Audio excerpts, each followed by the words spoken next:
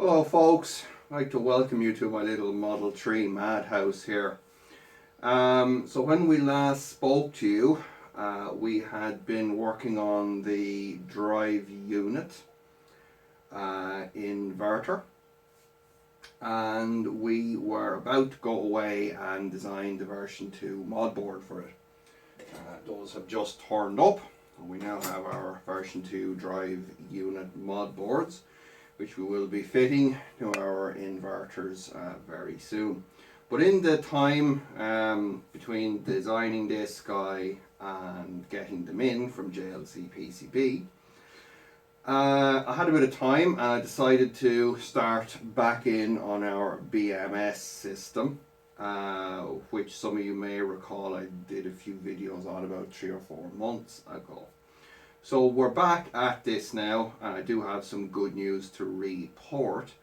So let's go have a look at the in-depth, boring technical aspects of this. And yeah, hopefully I can lose a few more viewers. Yay!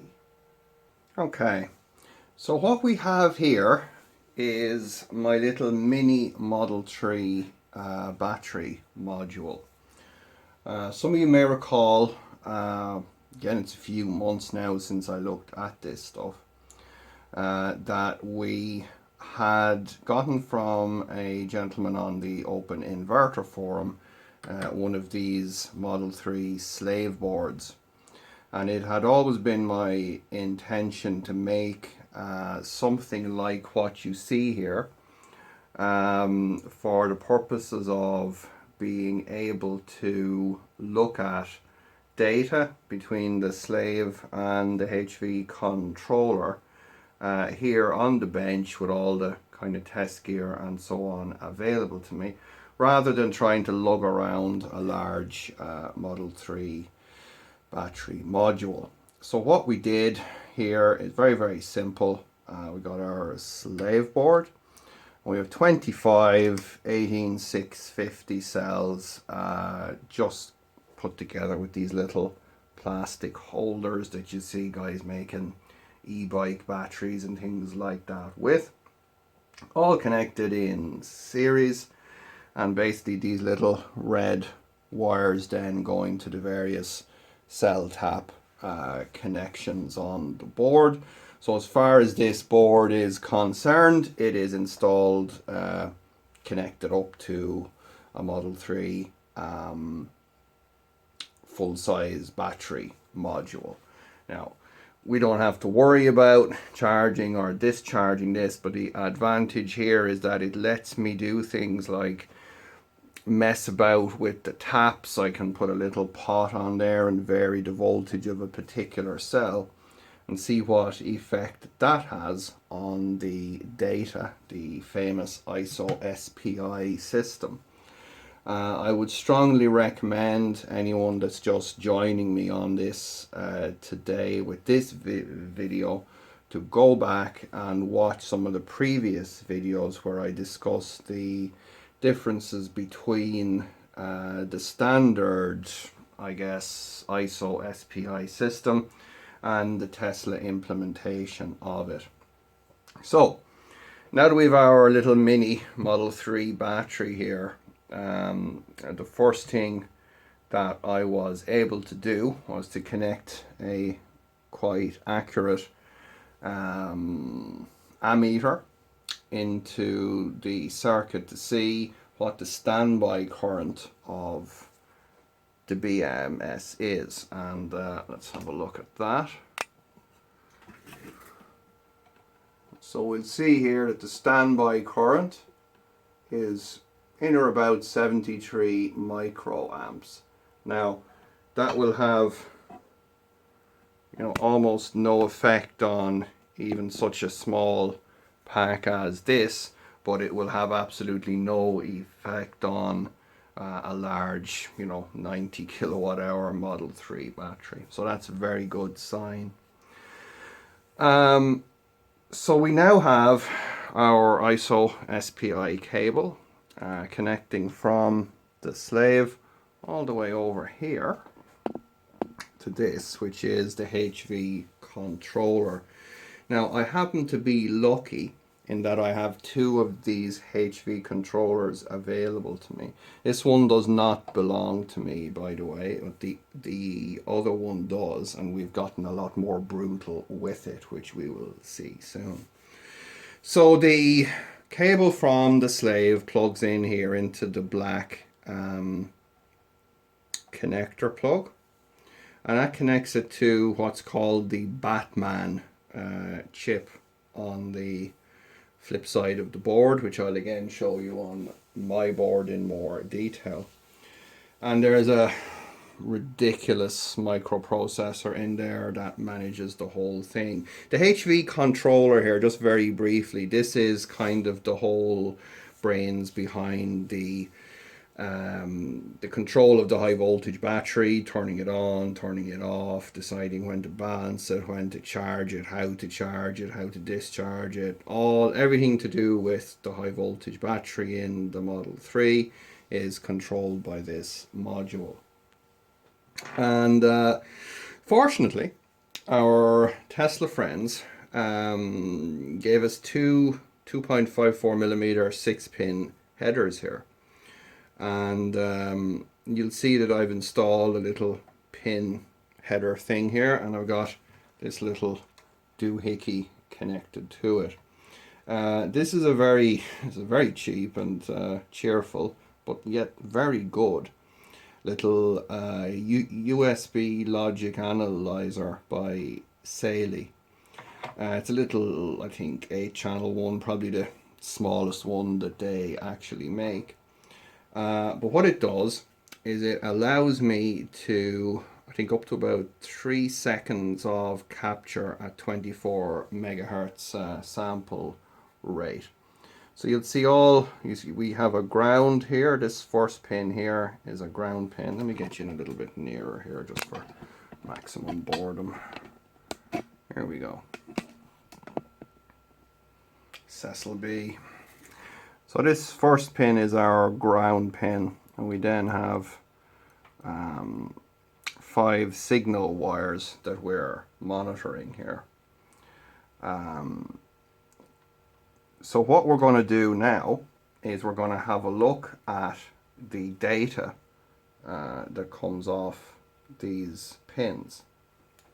I'll show that to you with the Saley software in a few minutes. But in short, this is basically an SPI connection between the host microcontroller, which lives up here somewhere, and the Batman chip that converts this normal SPI into ISO SPI Tesla version and spits it down our little 2-wire interface to all the various slave boards. So let's go have a look at that data now.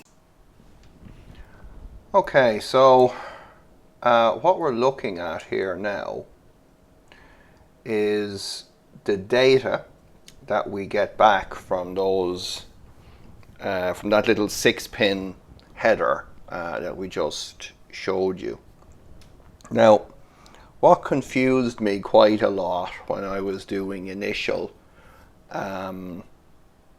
captures from that was that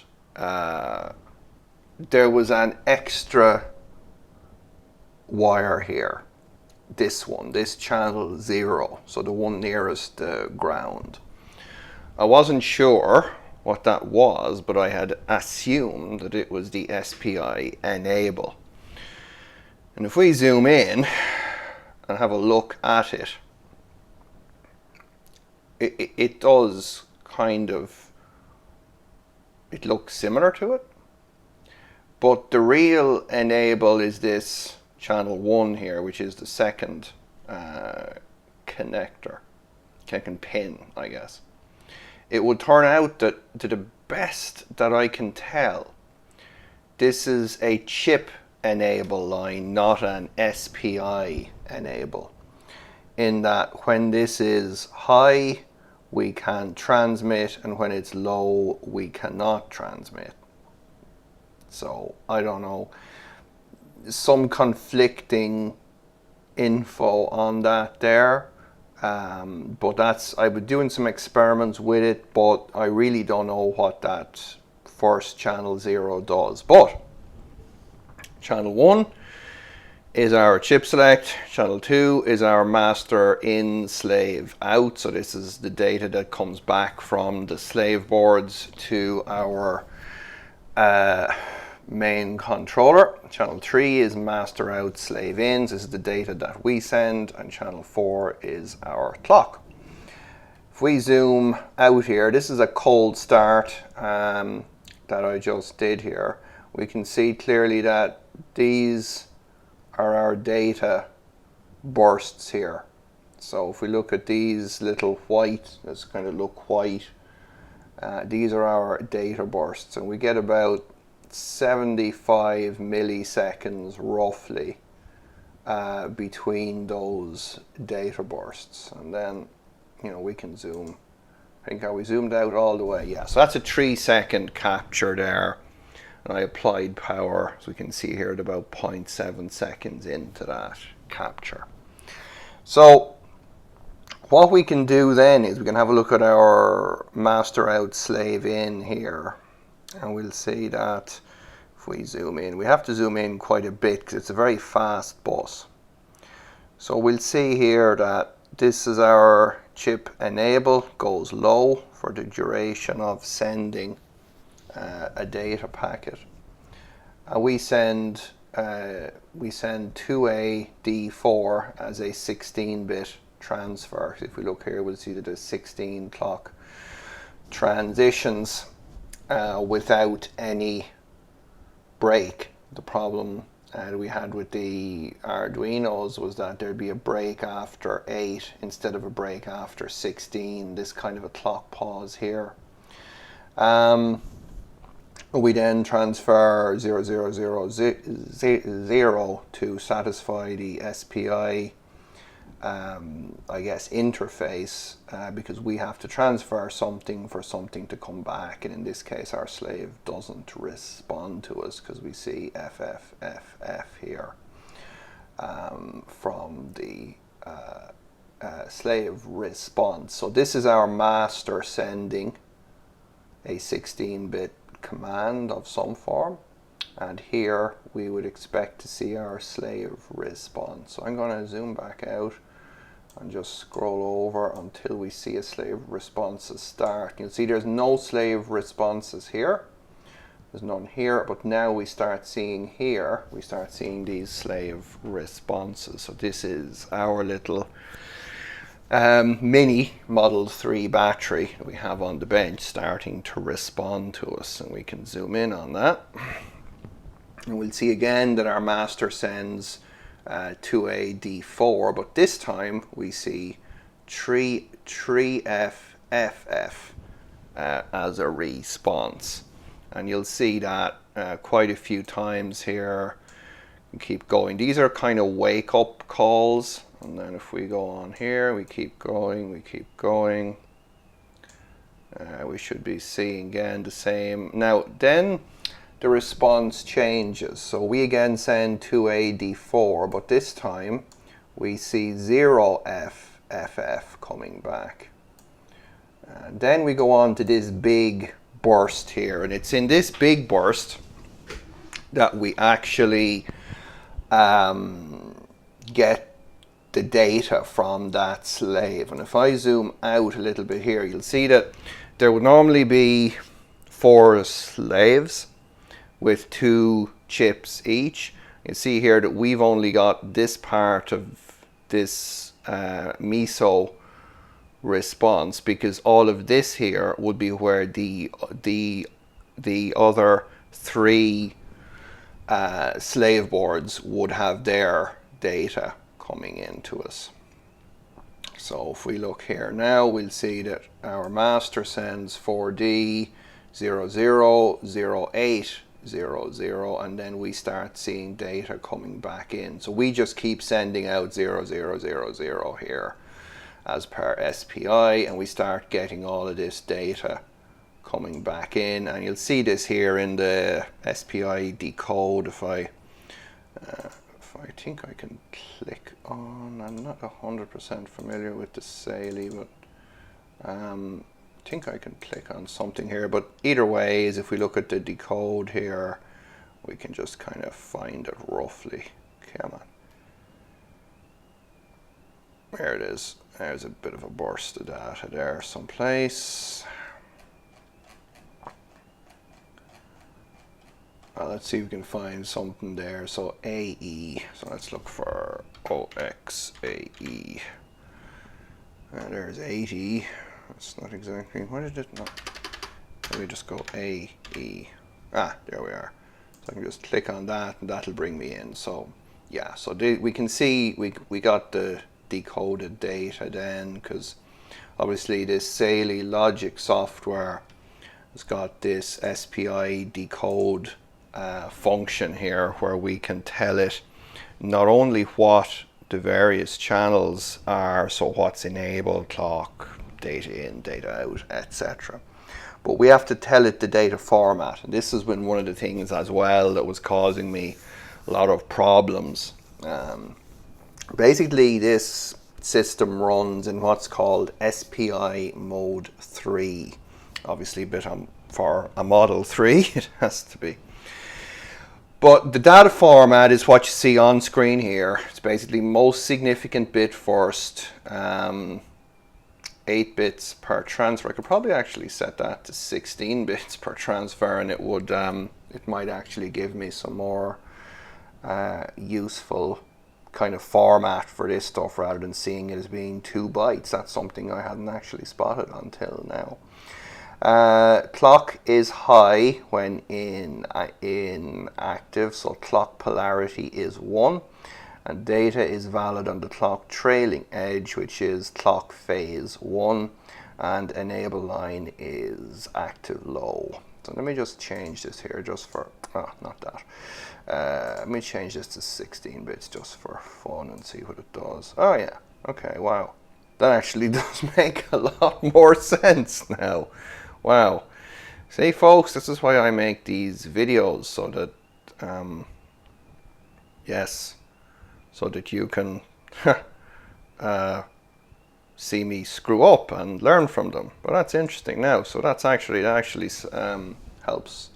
Yeah, you can see, so there's 2A-D4 now, and 00, and there's 0F-FF and all that. So that makes a lot more sense now with the decoder set to 16-bit. So that's basically the data that we're grabbing from that little pin header that we just showed you there on our BMS, I guess, high voltage controller board.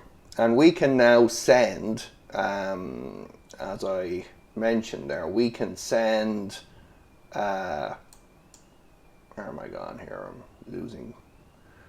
losing myself in all of this stuff. Yeah, here we are. We can send, we can send this 2AD4 now just with that little, what's the name of it, Teensy board, and we get, the same data back. We get this 0FFF back. So, okay, so that's looking at the data. So hope that makes sense. Okay, so now that you've seen what the data on those pins looks like,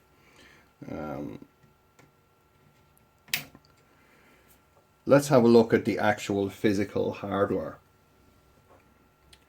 So first of all, we're looking at the flip side of this high voltage controller board.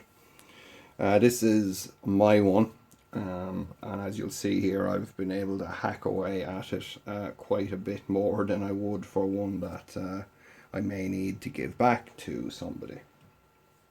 So you'll see the same pins here, but they're on this side of the board for the SPI connection between this horrible NXP microcontroller and this little ASIC here, which is our Batman.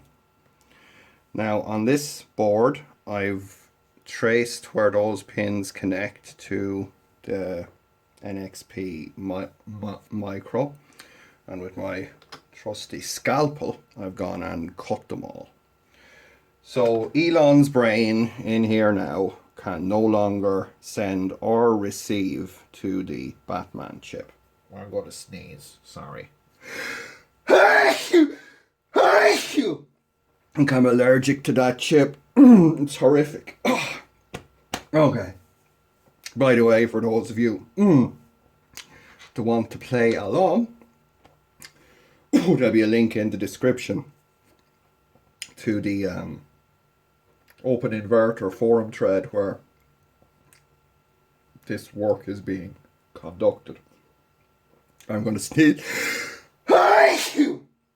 Sorry. I'm still allergic to it. It's terrible. I can't even get a pin out for this goddamn thing. Okay. Now that we've that out of the way. Hang on. Wow.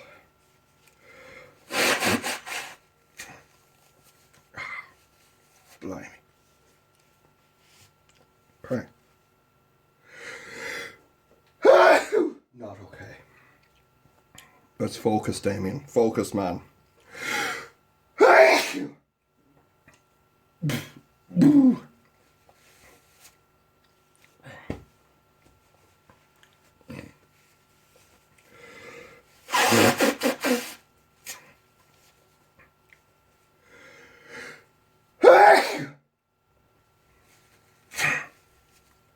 Right.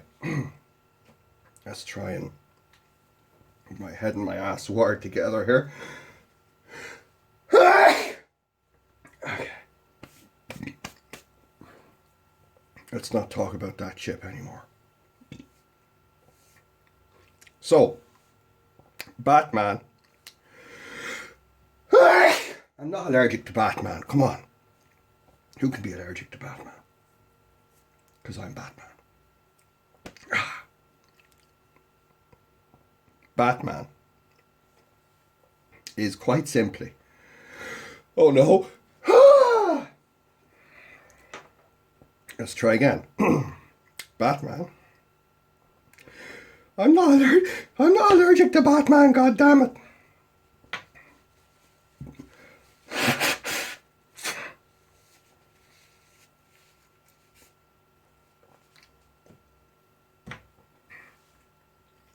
Anybody got any antihistamines?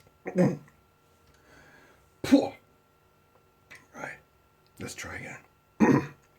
Because I'm Batman. Batman is quite simply the Tesla rendition of the LTC 6820. It takes standard 4-wire SPI comms and converts those via a little isolation transformer here into ISO SPI of a pulse width that is not compatible with the commercially available chips. As I said earlier, for those of you that want a more in-depth on that, recommend a previous video in this series. So, now that we had disconnected this thing from Batman, my first instinct was I wanted to send some of the data that we had captured into Batman, who would transform it into Tesla ISO SPI and see if we could get a response from our slave board over here. And that didn't work. Of course not. Wow. Okay, don't buy NXP microcontrollers, they're bad. They make you sneeze. Yeah. So, my go-to tool for these tasks, where there's a 3.3 volt system, is usually the Arduino DUI. I can just about hack a few lines of code together, sufficient to make it do things. Unfortunately, in this case, that did not work.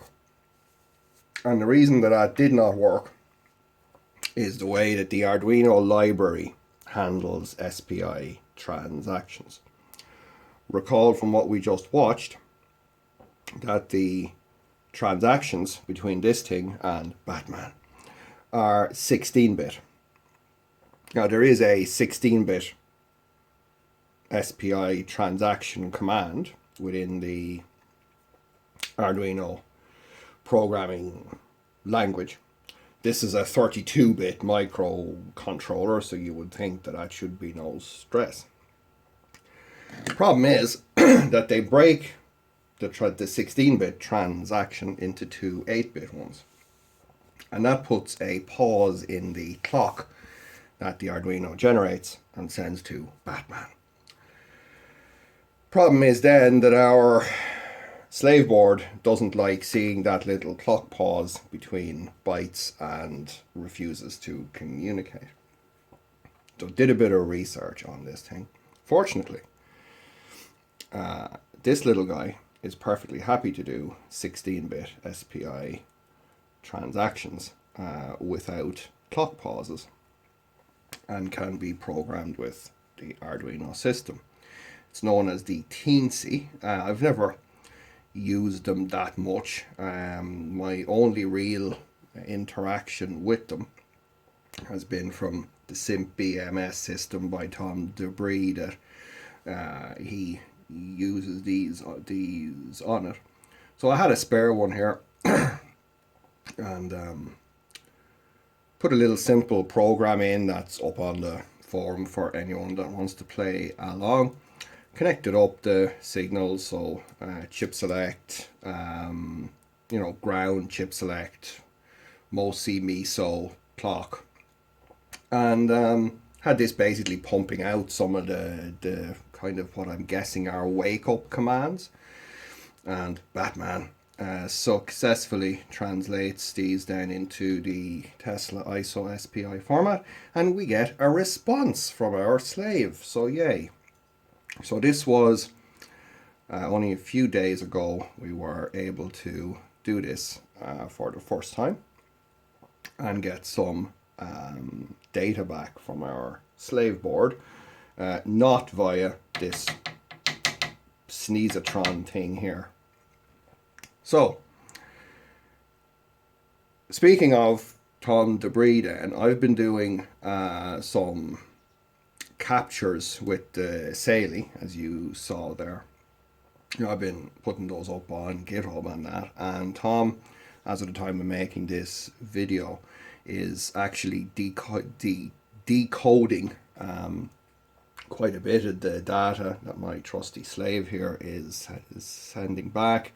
So things like cell voltages, and he's finding the temperatures and things like that in there. So we are quite close now, I would imagine, to being able to read actual meaningful data with something like either just a Teensy like this, or what would be better if the Simp BMS would connect in here. Now, that's fine. So this will be kind of phase one complete, I guess, where we can actually talk to these slaves. Now, that then leaves the problem of what do we do about Batman here, because like I said, that is the Tesla version of the LTC 6820, but we can't just go and buy an LTC 6820 and expect it to work here. So we got two ways that we're going to tackle this. In the short term, what I'm going to do here is I'm going to work out what pins on Batman do what. I'm going to make a little PCB, and we will remove him from the Musk board and put him on our board so that we can basically make our own controller that you can plug into these two-wire system and be able to communicate with the Tesla slave boards. Now that's phase one. Now this guy here is phase two.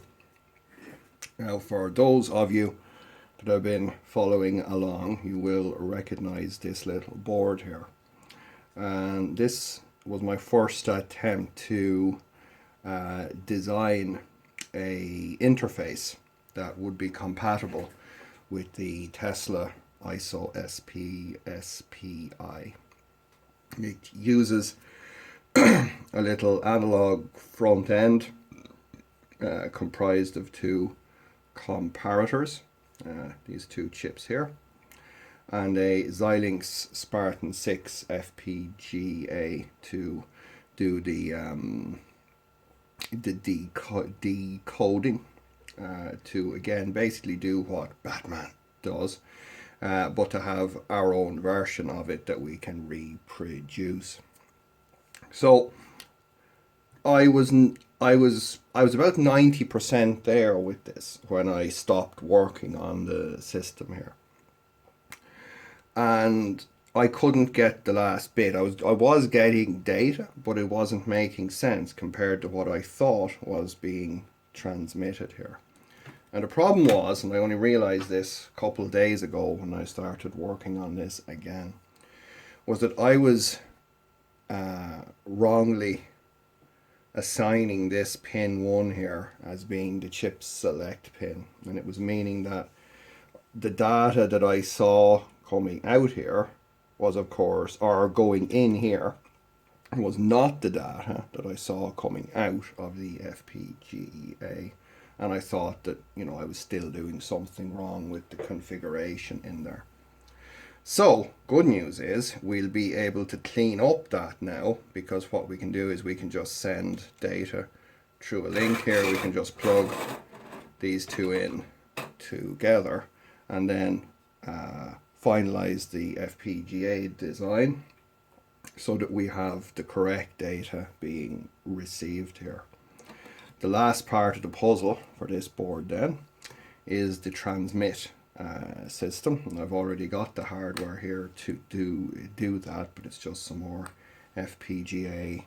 It's not programming, I always say that wrong, configuration that I have to do to basically implement in this chip Batman. Now, once we have that done and we can reliably plug this guy into our slave system, we'll be able to communicate from this chip basically to the BMS that will provide the kind of front end user interface and, you know, contactor control and whatever else that you may wish to do. And if you combine this guy with the BMS and a ISA shunt, then you're going to have a very capable and robust system for battery monitoring of a Model 3 pack using its existing BMS slave boards like these guys here. So, folks, that is a update on where things stand in relation to our BMS hacking. As I mentioned at the beginning of the video, we now have our version 2 mod boards for the drive units ready to go. I have to start testing this now in the rear drive unit inverter and then in a front one as well. So we'll be moving to that fairly soon once we wrap up a bit of the investigation here. We'll then be getting on with our FPGA configuration. Let me just say, I just want to clear up a couple things here. Just has been a kind of a little bit of a frequently asked questions that I'm getting from various sources. Like I said, I've all the data I can find on that horrible chip on the thread on the OpenInverter forum. So if you want info on what I'm doing, that's the best place to go. This is going to be a completely open source project. I'm not interested in kind of secret deals or doing stuff behind the curtains or whatever you want to call it. That's just not the way that I want to work. What I would ask is if there are people out there that are familiar and probably way more familiar with FPGAs, Verilog, and that kind of thing, and you want to participate, do go to the OpenInverter forum and jump in there. And because the more of us that work on this, the better and the quicker that everyone is going to have a solution for it. I would also say, because at the minute it's kind of the Tom and Damien show, so it'd be nice if we had some additional involvement in there. So folks, I'm going to wrap it up because as you can probably hear, I've got a bit of a frog in my throat at the minute. Again, I'm going to blame that thing. So that's what we've got. What I am going to do fairly soon is bring this, or no, not this one, bring the other HV controller to where I have the full Model 3 pack, plug it in, and do a few data captures there. And we'll bring this guy along and make a little splice cable so we can connect in and just see then that we're getting the correct data from our FPGA. So that's it, guys. I'm going to wrap it up here for you. As always, check the links in the description for the usual suspects, Patreon and PayPal, if you want to support this or other projects that I'm involved with. OpenInverter forum, where you can look it all up and hopefully contribute. GitHub, where you'll find all the logs and designs and everything else. And JLC PCB, who make all the boards for me and make a lot of this stuff possible. So that's it. Don't forget to dislike. Do not share this stuff. This must not be shared. We cannot let people know about this stuff here. It'd be bad. They'd get ideas. No sharing. Dislike, unshare, unsubscribe, and that way we won't see you in the next episode. And until then, happy Batman.